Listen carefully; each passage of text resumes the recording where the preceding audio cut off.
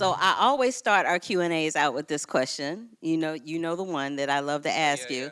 So, and I'm sure that you guys have questions about this too. What's up with the alligator? Yeah. Yeah, so one rule in the film is that there's no single-use images. Images aren't allowed to just have narrative thrust. They're all plural. They're all multifaceted. And in this case, all of the animal symbolism is supposed to have quite a literal, geographic, and historic resonance, something experiential that could happen real time. And then there are other layers. The second layer of the alligator is in the late 1700s and 1800s and early 1900s. I think it happened that late. Black children in North Florida and moving to the west or across the Black Belt were used as alligator bait, and which is a crazy fact. But I would love for you all to just like type in black kids alligator bait and just like see the plethora of articles. And we have a postcard in the montage, obviously, that you can kind of see that happening, but it goes by pretty fast, so it's easily lost. And then the third is just a metaphor for systematic violence. It's sort of reptilian blindness, the way it, is rapacious in its ability to erase human beings from any sort of specificity or a grander life. Cool. Jomo, let's talk about the cinematography in this film, which is absolutely stupendous. I just have to give it up for you for that. It's so, so beautiful. I wanted to talk about the immersive, kind of subjective POV thing that you and RaMell have collaborated on for this film. Could you speak to that a little bit? Yeah, absolutely. Yeah, so it was an interesting thing when Ramel and I were talking about the movie. We spent hours and hours and hours talking about what we wanted these images to look like. And even when we were first discussing it, I remember the term that Ramel and I always used between us wasn't POV, but we wanted the images to have a certain sentience to them. And we use POV with the crew because that would help them kind of close their eyes and see it. But I think for us, it's that we wanted an image that felt always tied to a body, to a real body that was walking through these spaces, that oftentimes was in danger or navigating danger. And towards that, it was really thinking about ways that we could immerse the audience into it and bringing you into hopefully a state where it wasn't us trying to necessarily show what it looks like to see, but more importantly, show what it feels like to see.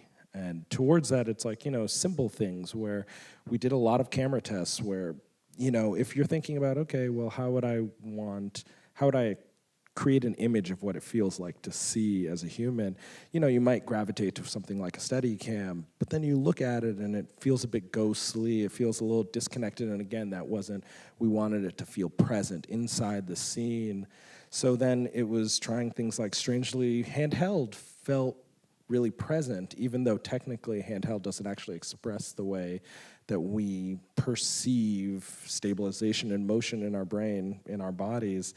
But again, it was trying to just get to those places to bring you in and ideally invite you as an audience into the experience of not only being two black boys, but two black boys navigating the Jim Crow South, I think is particularly an insidious period that mixes both hard and soft power that's happening in the society. And, where does a boy's gaze go who's growing up in that period? Two of your influences in your cinematography are Lucas and Spielberg. Is there anything in Nickel Boys that kind of is a nod to them? I think that's something that is true of their early work, and I think some of my favorite work of both directors is that they find ways to take modes that honestly are pretty avant-garde. Like if you think about some of the shots in Jaws and like the blood on the beach scene, like doing the dolly zoom is an avant-garde technique, even at that time in the 70s, that I think that Spielberg had a real knack and continues to have a knack for using camera language to bring you into an emotion. And again, an emotion that feels immersive and evocative. And I think that that was kind of always what RaMell and I were really pushing for, was really trying to make every moment feel evocative, every moment ideally to feel immersive. And I think that we were willing to use any kind of camera trick or ploy that we possibly could to create an image that felt like something neither of us had ever seen before, but it felt like, I honestly would think about the image where it's like I wanted it to have a sensorial aspect. I wanted you to be able to smell the room. I wanted you to be able to feel the heat. And that's pushing past just the image capturing something that's happening, but trying to capture more, trying to capture, the ineffability of life. But again, towards that, it's really a lot of testing. And although the shots and the scenes have a kind of poetic and free-flowing nature to them, RaMell and I spent easily 80 plus hours in prep, just the two of us talking about the visual language and the shot list. And our shot list was like 34 pages, single space, like detailing every single, where the gaze was going, what it was landing on, where it was moving, what it was doing, and kind of the emotional underpinnings of every scene. And every scene we designed as a oneer, even though we knew that it would be edited in the future. We wanted the actors and the moments to have a certain level of fluidity to them, and an aspect where there wasn't as much artifice. So towards that, it was like, figuring out a camera system or a mode that could survive an entire scene and still feel that and still move through it. So it was testing together. And when we were shot listing, we had RaMell's DSLR, and we would just test things out. Like, okay, what does it look like when we hug each other? Like, ooh, that doesn't look good. Okay, maybe let's try this instead. And it's like, oh, that looks a little bit better. But, it's a weird thing where we are inside of our bodies the entirety of our lives. So there's a way in which our literacy on our own points of view and how we see the world is so ingrained. So even though we would do a lot of testing when we got on set, sometimes a shot could feel uncanny to feeling correct, could be a centimeter difference. So still having a lot of these systems, but like zhuzhing it on set to, again, ideally make it not feel like it had any aspect of a gimmick to it, but again was something that we were really trying to get to a more immersive interaction with the image, and especially a more interactive, like immersive relationship as it related to these communities. Thank you for that. That was a very well thought out answer. Get it, Well, Jomo. Thank you. RaMell, when discussing your first film, which is fabulous, by the way, Hale County, this evening, you've mentioned that you wanted to explore how Black Americans have come to be seen. What were you trying to discover in that respect with Nickel Boys? Well, I think it's probably what it feels like, I guess, generally to see, specifically to see from the perspective of the characters in that time period, which is, I think one of the most interesting thought experiments it's a relative dead end, but it's fun, is just like trying to imagine what other people's subjectivities were like across time.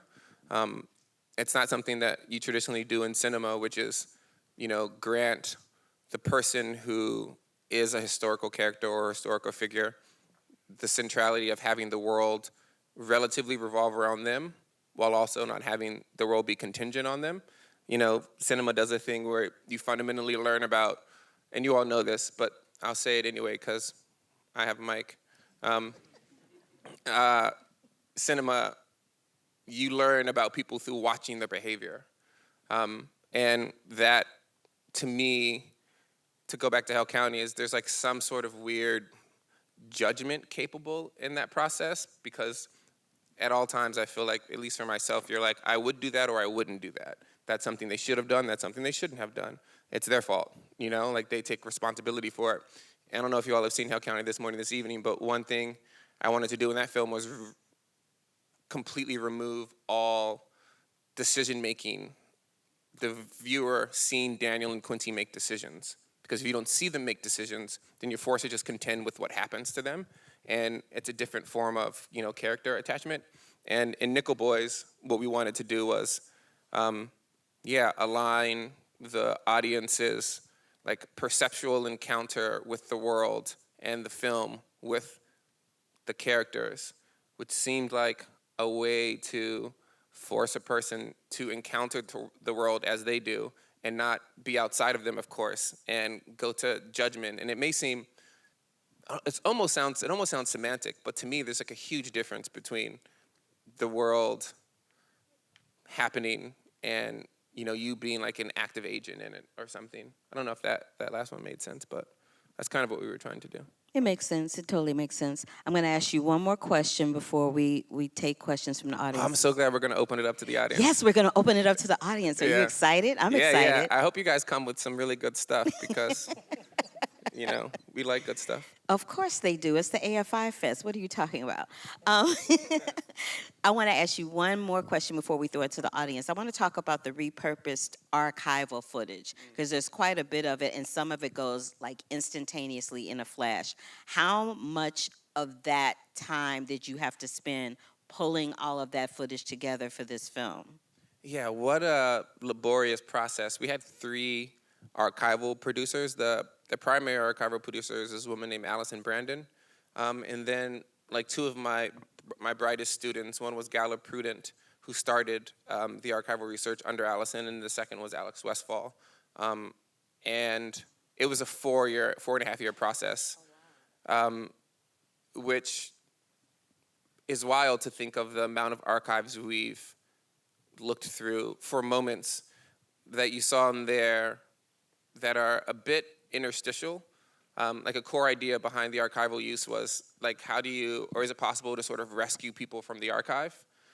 If we think about the power dynamics of the camera and people of color over time, you realize that a lot of people are basically, statistics or, I think in Saidiya Hartman's, I think all of you know Saidiya Hartman, her critical fabulation. I think in one of her primary essays, she quoted Foucault, and Foucault was like, the archive, like most people's relationship to the archive is just there. It just displays their encounter with power.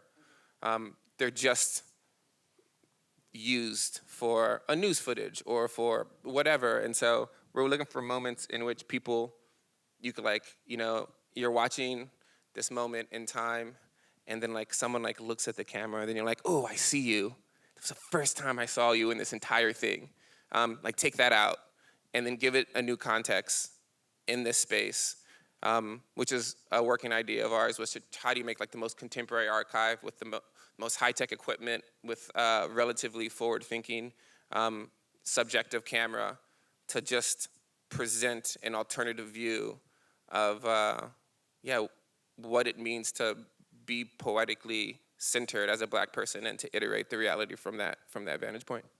I love that. That was such a deep answer to that question. I love it. Thanks. Because you get down like that anyway.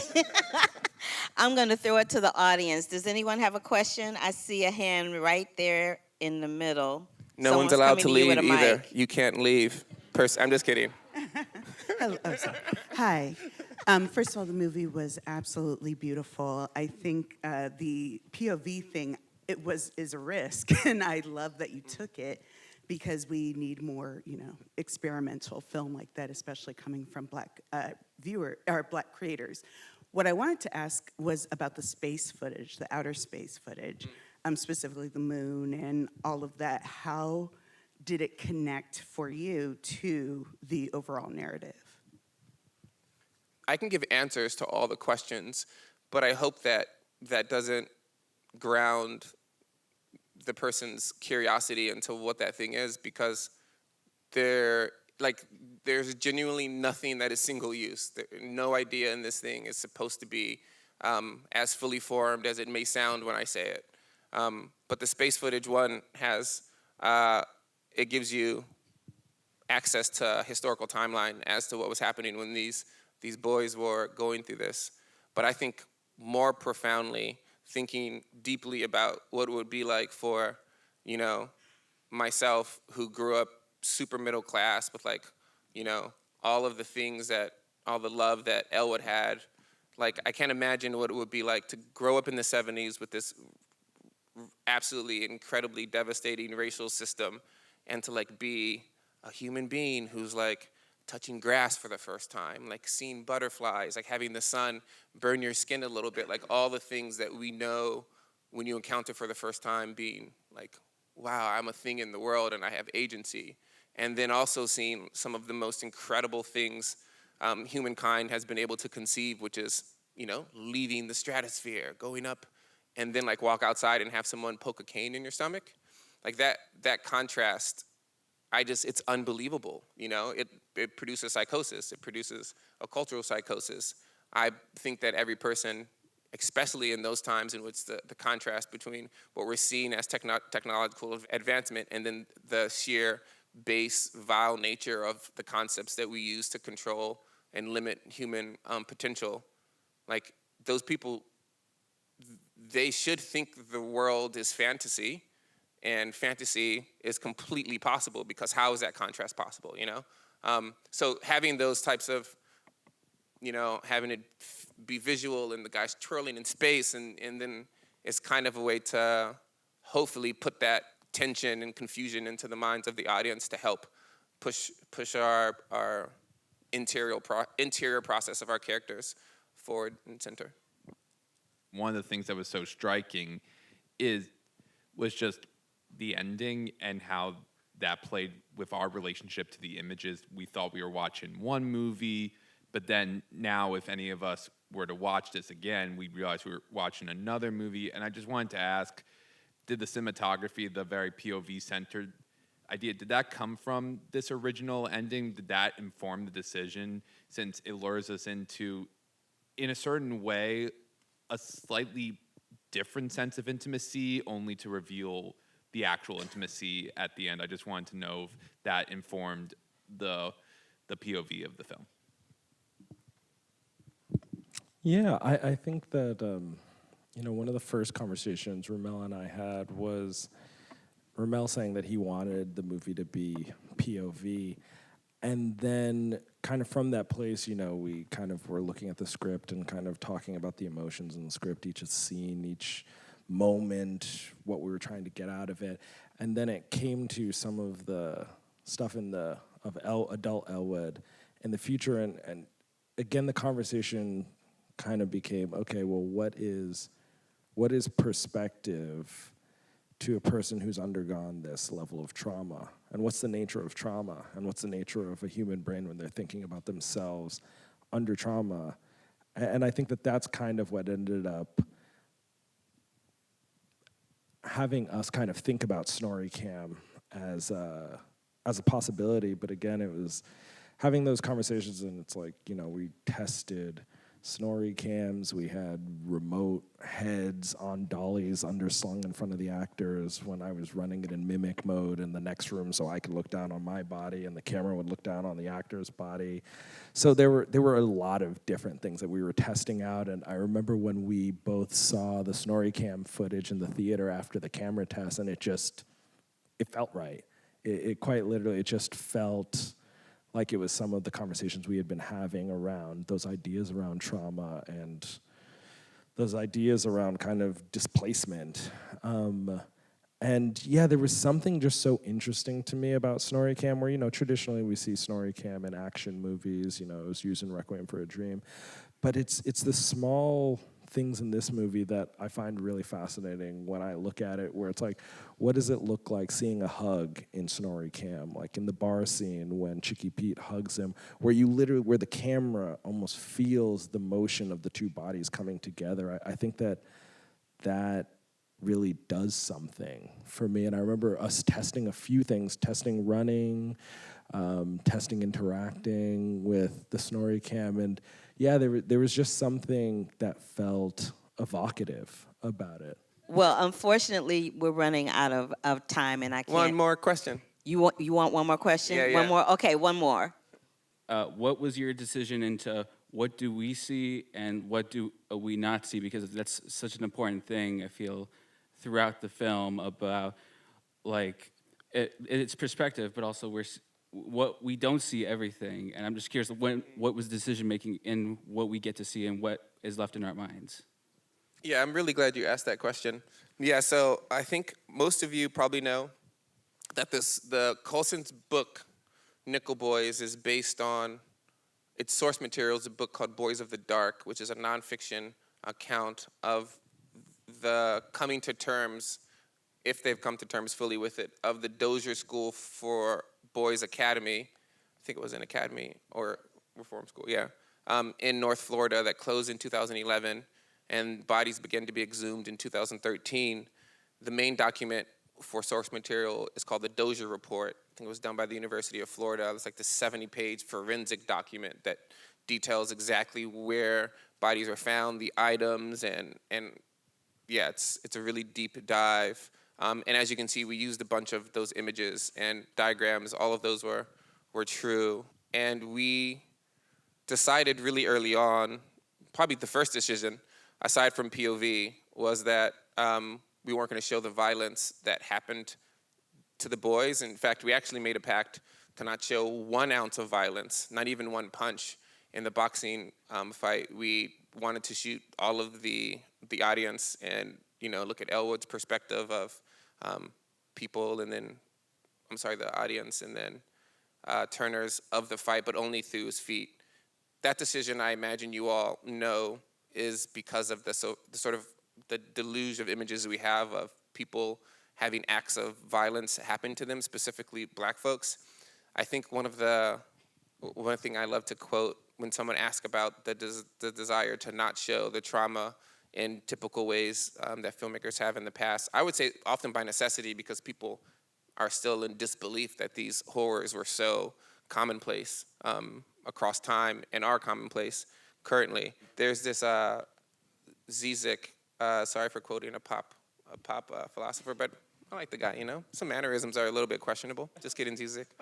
I like the guy. He wrote this essay called Holiday to History. He's like, you guys remember 9/11? It was a horrible event. People were jumping out of buildings. Bodies were like strewn all over the streets. Like there was death and destruction. How many of those images have you seen? And I was like, well, actually, I remember seeing like the silhouette of the person falling from the sky, but I don't remember seeing the bodies in the street and the limbs and stuff. And he was like, name a tragedy that's happened in another country, and have you seen those images? Like, what does their death and destruction look like? And then you can go in your brain and you have an index of hundreds of like people washed up on shores, like dead bodies and decapitated things. And he's like, what does that mean? It means that it happened to them and it doesn't happen to us. Like, we don't see those things. So there's something about having those images of people of color over time being so commonplace. One could argue, I don't argue it because I'm not a scholar in that sense, but it allows you to believe that could happen or should happen, or it's normalizing that violence to them. And that's just one mode of analysis. And so that has a lot to do with why we didn't want to show it. But I think even more in line with the concept of the film, not showing the violence is a truer mode of a human being, I believe, being in those situations. I've had a bunch of trauma happen to my body because of sports, and I remember I'm never looking at the site of the injury once I recognize that it's happened. You're always like looking off in the distance, you're looking at some small detail, you're focusing in on something to get you through the pain, and then those things actually become markers for the trauma. You remember, the little speckle of dust that was moving in a circle while the ambulance was coming, or like you just remember the feet of the people who were bringing the gurney over to you, and like that's what you remember. And so we were trying to like stay true to, as much as possible, to human perception in those moments. Yeah, there was also a way in which, again, with our shot list, we were really exacting with where we wanted the gaze to be, to kind of, as Ramel's saying, we wanted it to be a set of signifiers. You kept adding up in those additions of that person's shoes are really nice, this person's collar, who we are, is not very nice, and this building, and kind of adding those things. But I think some of the really interesting surprises across the movie were the times where the gaze kind of got changed because of the nature of the scene. So there was a moment on Anjanu's first day, and that is the scene when she comes to Nickel to talk to Elwood to say that they lost the lawyer. And in that moment, I was operating the camera as Elwood. And so in the moment right before she's about to say that we lost the lawyer, Watching Ethan's performance and then thinking about that emotion in my body was exactly what RaMell was saying. It's when someone's about to tell me something that I know is going to hurt them to articulate to me, it's hard for me to look them in the eyes as Jomo. And it's hard for me to look them in the eyes as Jomo in control of Elwood's gaze. So Hattie's saying this, and I kind of, my gaze drifts away and the camera's gaze drifts away. And in that moment, Anjanou hits the table and says, "Elwood, look at me." And I think it was in that moment that I remember after that take, RaMell and I kind of came together and were like, whoa, what just happened? Like the camera had to go back and look at her.